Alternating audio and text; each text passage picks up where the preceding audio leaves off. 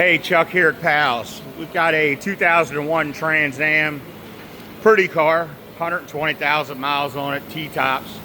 I actually own a 98 convertible. So this car came in for a very interesting problem. Car wouldn't run and the security light was flashing on the dash. So we tested both keys and the keys were good. The security module inside the body control module had failed. Problem is, with these older cars, locating those type of parts and being able to program is almost impossible. But we went in and went around the VAT system by putting a resistor in the steering column so that the VAT system recognizes it and stays on, and that way you can start and drive the car.